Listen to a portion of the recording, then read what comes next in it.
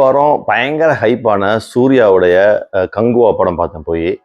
Siruthai Siva direct பண்ணியிருக்கிறாரு. தேவி ஸ்ரீ பிரசாத் வந்து மியூசிக்கு. அப்புறம் நார்த் இந்தியாவிலேருந்து வந்து ஒரு வில்லனை போட்டிருக்காங்க. ஸோ பாபி தியோல் அப்படிங்கிற ஒரு வில்லன் போட்டிருக்காங்க. ஸோ இதெல்லாம் வந்து ஒரு ஹைப்பு பேன் இந்தியா அப்படிங்கிறதுக்காக ஒரு நார்த் இந்தியாவிலேருந்து ஒரு வில்லன், சவுத் இந்தியாவிலேருந்து ஒரு ஹீரோ, அப்புறம் அப்படியே வந்து மிக்ஸ் பண்ணி ஒரு பயங்கர ஹைப் வந்த படம் தான் இது. இந்த படம் போகும்போது நான் நைட் ஷோ தான் பார்ப்பேன். நிறைய பேர் சொன்னாங்க, பார்த்துட்டிங்களா இந்த படம் ஏன் பார்க்குறீங்க, ரிவ்யூ சரியில்லைனாங்க. அப்போ யோசிச்சேன், இல்லைங்க நம்ம வந்து படம் பார்க்க போகிறோம், கிட்டத்தட்ட ஒரு 200-300 crores போட்டு ஒரு படம் எடுத்திருக்காங்க. அப்படிலாம் நீங்கள் சொல்கிற அளவுக்கு மட்டமாக இருக்காது அப்படின்னு சொல்லிட்டு தான் நான் வந்து என்னைய மனத்தை சேர்த்திட்டு உள்ள போகிறேன். போன பிறகு ஏகப்பட்ட கன்ஃபியூஷன்ஸ் ஒரு ஃபஸ்ட் ஹாஃப் முடியும் போது. ஸோ கதை சொல்லணும் அப்படின்னா எங்கேருந்து சொல்கிறதுனே தெரில. சரினால எனக்கு தெரிஞ்ச ஒரு கதையை சொல்கிறேன். என்னென்னா, படம் ஆரம்பித்த உடனே ரஷ்யாவில் ஒரு ரிசர்ச் சென்டரில் ஒரு பையனை வச்சு ரிசர்ச் பண்ணுறாங்க. அவன் திடீர்னு அங்கேருந்து தப்பிச்சு வந்துடுறான். எங்கே வந்துடுறான் அப்படின்னா இந்தியாவில் இருக்கிற கோவாவுக்கு வந்துடுறான். இது வந்து ஃபஸ்ட்டு. அப்போ இந்த கோவாவில் பார்த்தீங்கன்னா நம்ம ஹீரோ வந்து கரண்ட் வேர்ல்டு இன்றைக்கி இருக்கிறதுல ஒரு ஃபன்னியாக ஒரு ஃபேண்டஸியாக வாழ்ந்துட்டு இருக்கிறாரு. அவர் யாருன்னா போலீஸுக்கு துணை போகிற ஒரு திருடன் கம் போலீஸ். காட்டி கொடுப்பாங்கள்ல அந்த மாதிரி ஒரு ஸ்பைன்னு வச்சுக்கலாமே, போலீஸ் ஸ்பை. போலீஸாலே பிடிக்க முடியாத ஒரு பசங்களை, குற்றவாளிகளை இவர் பிடிச்சி கொடுப்பாரு. அவ்வளோ பெரிய இன்டெலிஜென்ட்டான ஆள், ஆனால் ரொம்ப ஃபன்னியாக இருப்பார். லவ் இவங்க அதுக்குள்ளே ஒரு ஃப்ளாஷ்பேக் லவ் பண்ணிகிட்டு இருப்பாங்க.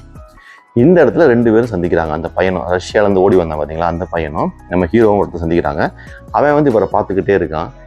இவர் வந்து இனம் புரியாத ஒரு பாசம் அவன் மேலே வருது. ஸோ இந்த மாதிரி இருக்கும்போது திடீர்னு பார்த்தீங்கன்னா இவனை அந்த ரஷ்யாவிலேருந்து ஓடி வந்தான் பார்த்தீங்களா, அந்த டீம் வந்து இந்த சின்ன பையனை வந்து ரெஸ்கியூ தூக்கிட்டு போகிறதுக்காக வருவாங்க. அப்போ இவர் வந்துட்டு ஏன் அவனை கடத்திட்டு போகிறாங்கன்னு சொல்லிட்டு விரட்டிட்டு போவார். விரட்டிக்கிட்டு போகும்போது தனக்குள்ள ஒரு ஃபீலிங்ஸ் வரும். அதுதான் பார்த்தீங்கன்னா அந்த மகதீரான்னு ஒரு படம் வந்துச்சு தெலுங்கில். அந்த மாதிரி ஒரு முன்ஜென்மம் கதையெல்லாம் வரும். ஸோ 1000 ஆண்டுகளுக்கு முன்பு, கிட்டத்தட்ட 1070 நினைக்கிறேன், அங்கே கொண்டு போயிடுவாங்க. இப்போ 2024 1070க்கு போயிடுவாங்க. அங்கே போனால் அங்கே ஒரு பெரிய கதை. என்ன கதைன்னா, இவருக்கும் அந்த பையனுக்கும் என்ன லிங்க்கு அப்படிங்கிறது தான் ஃபுல் அண்ட் ஃபுல் ஃப்ளாஷ்பேக்கு. அதோட முடியுது. அதுக்கு பிறகு திருப்பி வர்றாங்க. அந்த கதை முடிஞ்சா அப்படின்னா கதை முடியல. பார்ட் 2 அப்படின்னு சொல்லி ஒரு கேமியோ ரோல் வந்து கார்த்திக் பண்ணியிருக்கிறாரு.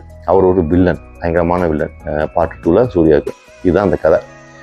அந்த ஃப்ளாஷ்பேக்கில் போனாங்கல்ல 1070, அது வந்து ஒரு காட்டுமிராண்டித்தனமான ஒரு வாழ்க்கையை காட்டுறாங்க. அது 5 தீவு இருக்குது. அந்த 5 தீவு வந்து ஒரு வெள்ளைக்காரன் வர்றான். வந்து அந்த 5 தீவை எப்படி அடைகிறதுன்னு வருவான். வந்துட்டு அந்த ஒவ்வொரு தீவுலையும் பார்த்தீங்கன்னா ஒரு காட்டி கொடுக்குறதுன்னு ஒருத்தர் இருப்பாங்க இல்லையா, அந்த இனத்துலேருந்து ஒருத்தர் எடுத்துகிட்டு வந்து அவங்களே அழிக்கலான்னு பிளான் பண்ணும்போது கங்குவா, ஒரு பேர் கங்குவா அவருடைய ஆட்களை பிடிக்க வரும்போது கண்டுபிடிச்சி இந்த வெள்ளைக்காரங்களை அடிச்சு எல்லாத்தையும் தும்சம் பண்ணிடுவார். தும்சம் பண்ணோடனே அங்கே ஒரு ஐடியா கொடுப்பான். இந்த தீவில் இருக்கிற அடிக்கிறதுக்கு இந்த தீவில் ஒரு ஆளை ஏவி விடுவோம், இவங்க 2 சண்டை இருக்குது, முன்பகை இருக்குது அப்படின்னு. அப்போ தான் வந்து அந்த வில்லன் கேரக்டர் அந்த தீவில் வந்து வருது. இப்போ இவங்க 2 சண்டை வந்துடுது. இவன் சண்டை வரும்போது இந்த வெள்ளைக்காரன் என்னன்னா, வெள்ளைக்காரனை ஒரு இடத்துல அடிச்சிடறாரு அந்த வில்லன். அதுக்கப்புறம் அவன் என்னன்னானே தெரியல. ஸோ இப்போ இந்த உள் நாட்டு தகராறு மாதிரி இந்த தீவில் இருக்கிற காட்டுமிராண்டி பசங்களுக்கு சண்டை வந்துடுது. இதுதான் படம்.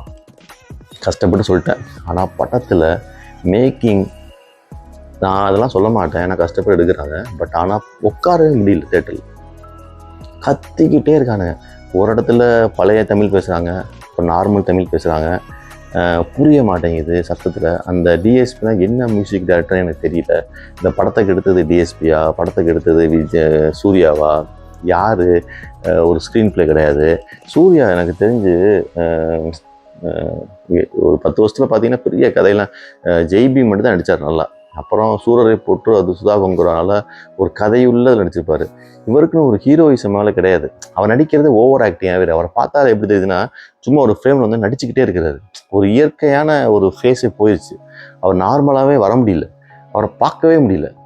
அவ்வளோ அருமையான ஒரு ஸ்க்ரீன் பர்சன்ஸ் உள்ள ஒரு ஹீரோ வந்து நமக்கு இரிட்டேட்டிங்காக இருக்குது.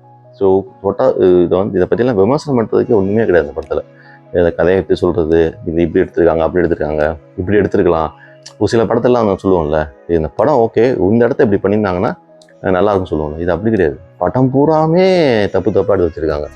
நான் கூட மெய்யழகன் படத்தை பார்த்துட்டு என்னுடைய ஃபீட்பேக் சொல்லுங்கள் என்ன சொல்லுங்கன்னா எனக்கு பிடிக்கல, ஆனால் நிறைய பேருக்கு பிடிச்சிருந்துச்சு. அப்போ நான் சொன்னேன், சரி படம் அப்படிங்கிறது ஒரு கோலம் போடுற மாதிரி அழகாக புள்ளி வச்சுட்டு எப்படின்னா ஒரு ஃபர்ஸ்ட் ஹாஃபில் வந்து ஒவ்வொரு கேரக்டராக இன்ட்ரடியூஸ் பண்ணுவீங்க, அதான் புள்ளி வைக்கிறது, ஒரு சுவாரஸ்யங்கள் இருக்கும். அப்போ இந்த கேரக்டர்லாம் எப்படி இன்டகிரேட் பண்ணுறீங்க, அப்போ தான் கோலம் போடுறது. புள்ளி வச்சுட்டு கோலம் போடணும்ல, அப்போ வந்து அதுதான் வந்து ஒரு ஃபைனல் ப்ராடக்ட் மாதிரி இருக்கும். இப்போ வந்து லப்பர் பந்து, மகாராஜா அதெல்லாம் பார்த்தீங்கன்னா நல்லா புள்ளி வச்சுருப்பாங்க, அப்போ அதெல்லாம் கனெக்ட் பண்ணுவாங்க, நமக்கு எண்ட் ஆஃப் த டே பார்க்கும்போது ஒரு நல்ல ப்ராடக்ட், ஒரு கோலம் கிடைக்கும். மெய்யழகனில் புள்ளியை வச்சுட்டு போயிட்டார் அவர், எதையும் எங்கேயும் கனெக்ட் பண்ண மாட்டார், ஆனால் புள்ளி வச்சதே அழகுன்னு சொல்லிக்கிட்டு இருந்தாங்க. அது ஓகே.